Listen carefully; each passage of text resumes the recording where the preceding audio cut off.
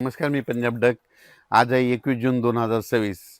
काल देखील नाशिक, त्र्यंबकेश्वर, त्याच्यानंतर मुंबईला देखील रात्री पाऊस सुरू झाला. त्याच्यानंतर अहिल्यानगर भागात देखील श्रीरामपूर त्या पट्ट्यात झाला. पण राज्यात आज 21 जूनला मात्र आज मात्र बऱ्याच भागामध्ये जवळपास सुरुवात होणार आहे. आज सर्वदूर महाराष्ट्रात सगळीकडे नाही पडणार, फक्त आज सुरुवात आहे. आता उद्यापासून 22 जूनपासून मात्र सर्वदूर पाऊस व्हायला सुरुवात होणार आहे. म्हणून हा अंदाज सर्व शेतकऱ्यांना लक्षात यायचा. मग 22 जूनपासून तर डायरेक्ट 2 जुलैपर्यंत, 22 जून ते 2 जुलैपर्यंत राज्यात सर्वत्र सगळीकडेच पाऊस पडणार आहे. म्हणून हा अंदाज लक्षात यायचा. आज फक्त राज्यामध्ये ठिकठिकाणी सुरुवात होईल. हा आजचा पाऊस म्हणजे सगळीकडे पडणार नाही, आज फक्त नुसती सुरुवात आहे. पण उद्या 22 तारखेपासून राज्यात सगळीकडे पाऊस पसरायला सुरुवात होईल. राज्यात सर्वदूर मात्र उद्या रात्रीपर्यंत बऱ्याच भागामध्ये कव्हर करून जाईल. 23ला आणखीन संपूर्ण व्यापून टाकेल. राज्यात पेरणीयोग्य पाऊसमध्ये ह्या सुरुवात होणार आहे उद्यापासून. म्हणून ही अंदाज सर्व शेतकऱ्यांना लक्षात यायचा. म्हणजे सांगायचं झालं तर आज फक्त निश्चित सुरुवात आहे. आज सुरुवात झाल्या सगळीकडे पडत नसतं.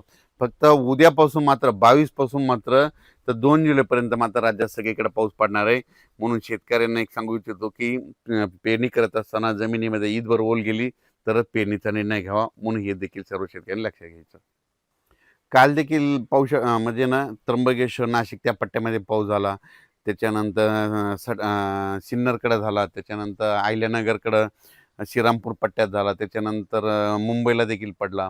कोकणात देखील बऱ्याच ठिकाणी चालू होता. त्याच्यानंतर बीड जिल्ह्यात तुरळक काही ठिकाणी पडला.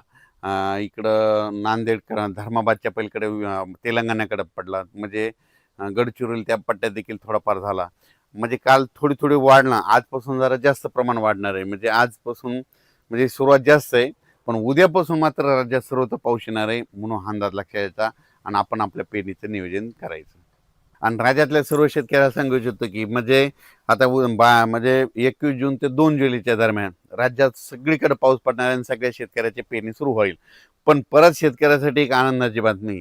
मी हे जे म्हणत होते ना दुष्काळ, तर तुम्हाला सांगतो 2 जुलै राज्यात, जुलै महिन्यात 2 जुलै ते 20 जुलैच्या दरम्यान राज्यात अतिवृष्टी होणार आहे. म्हणजे ठिकठिकाणी अतिवृष्टी होईल आणि बऱ्याच म्हणजे जवळपास मग ती काय होईल, मुंबईकडे अतिवृष्टी होईल, नाशिककडे होईल, पुण्याकडे होईल, इकडं उत्तर महाराष्ट्राकडे होईल. मग त्याच्यामुळे काय होईल, जे छोटे छोटे तळे आहेत त्याच्यामध्ये मात्र जुलै महिन्यात मात्र पाणी येणार आहे. म्हणून हा अंदाज लक्षात यायचा.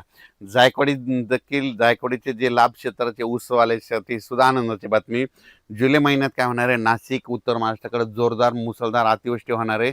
त्याचं पाणी गोदावरीला येणार आहे. मग त्याच्यानंतर धरणामध्ये आवक यायला थोडीफार सुरुवात होईल. म्हणून हे ऊस ऊस शेतकऱ्यासाठी आनंदाची बातमी. म्हणजे जुलै महिना शेतकऱ्यासाठी सगळ्यात फायद्याचा ठरणार आहे. म्हणून हा अंदाज सर्व शेतकऱ्यांनी लक्षात यायचा. आजपासून राज्यात निश्चित पावसाला सुरुवात होणार आहे. पण 22 पासून राज्यात सगळीकडे पावसाला, संपूर्ण महाराष्ट्रामध्ये पाऊस दाखल होईल.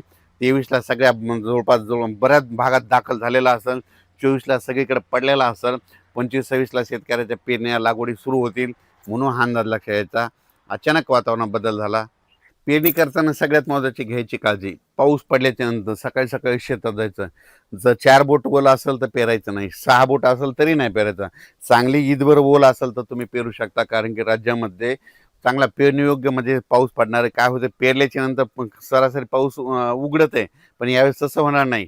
22 जूनला सुरू जे होईल पाऊस, तर मग डायरेक्ट 2 जुलैपर्यंत दररोज एक दिवस इकडे एक दिवस इकडे असं कधी सगळ्या भागात पडणार आहे. म्हणून यावर्षी आता हे शेवटच्या आठवड्यात पेरणीचं देखील चांगलं पोषक वातावरण राहणार आहे. म्हणून पेरणीची देखील सगळ्यांनी तयारी ठेवा. धन्यवाद.